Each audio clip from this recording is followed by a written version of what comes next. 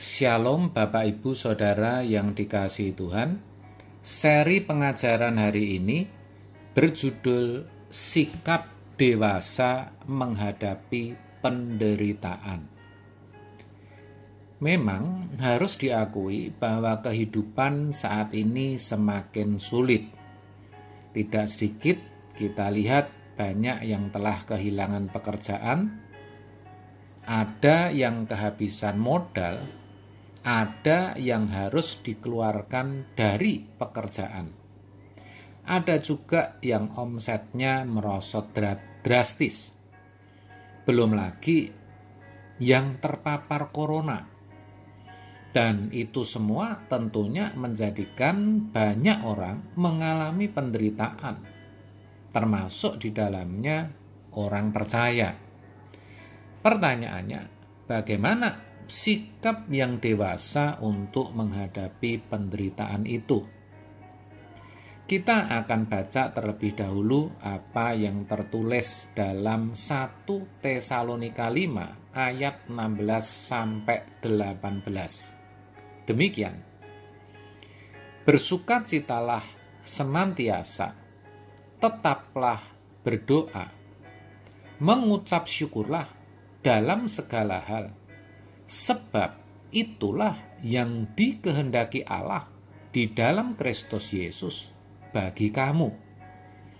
Jadi, ada 3 hal saudaraku.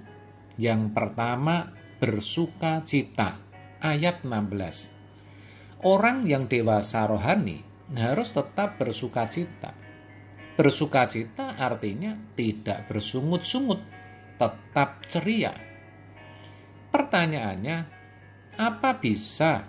Apa mungkin? Jawabnya bisa dan harus bisa. Lalu caranya bagaimana? Caranya fokus kita haruslah hanya kepada Tuhan dan kerajaannya. Maksudnya, yang kita inginkan hanyalah Tuhan. Tidak ada yang lain. Bagi kita, memiliki Tuhan itu sudah lebih dari cukup.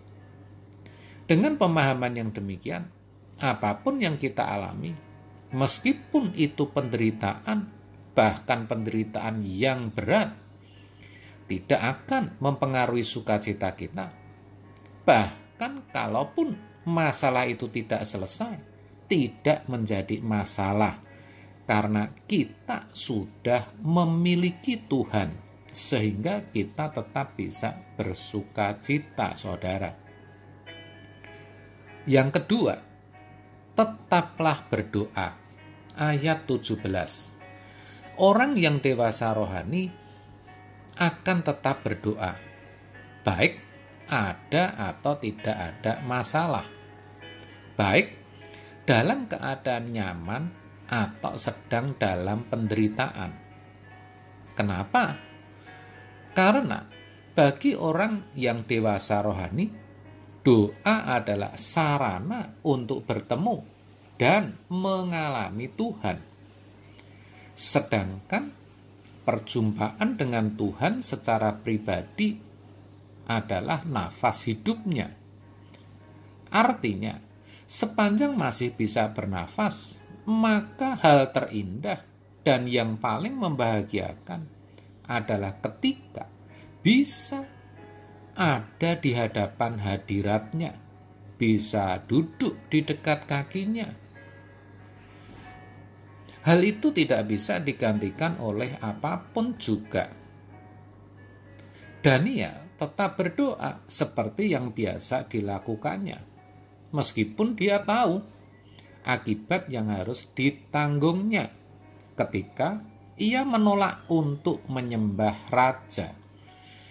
Daniel 6 ayat 10 ditulis demikian, demi didengar Daniel bahwa surat perintah itu telah dibuat. Perhatikan, pergilah ia ke rumahnya. Dalam kamar atasnya ada tingkap-tingkap yang terbuka ke arah Yerusalem. 3 kali sehari ia berlutut, berdoa, serta memuji Allahnya seperti yang biasa dilakukannya. Saudara, tentu ini adalah sikap yang benar dan yang dikehendaki oleh Allah. Sikap yang konsisten, sikap yang tidak dipengaruhi oleh keadaan. Sayang sekali, banyak orang Kristen yang justru meninggalkan doa ketika mereka mengalami penderitaan. Bahkan tidak sedikit yang justru mencari kekuatan lain di luar Tuhan. Ini ironis, saudara. Padahal saat kita berdoa, disitulah letak kekuatan kita. Memang mungkin dengan berdoa masalah kita belum tentu selesai. Tetapi doa memberikan kekuatan kepada kita sehingga kita bisa melaluinya bersama Tuhan. Yang ketiga, bersyukur. Orang Kristen yang dewasa akan tetap mengucap syukur dalam menghadapi penderitaan. Mereka sadar bahwa semua itu ada dalam kehendak Tuhan. Mereka tahu bahwa di balik penderitaan ada berkat kekal yang tersembunyi. Mereka tahu bahwa dengan bersyukur berarti mereka setuju akan kehendak Tuhan. Sehingga bisa ikhlas menerima semuanya karena mereka percaya kehendak Tuhan itu pasti yang terbaik. Dengan demikian, tidak ada alasan bagi mereka untuk tidak mengucap syukur. Itulah 3 hal sebagai pertanda orang dewasa, maksud saya memiliki kerohanian yang dewasa dalam menghadapi penderitaan. Kiranya kebenaran ini boleh memberkati kita sekalian. Amin. Tuhan Yesus memberkati.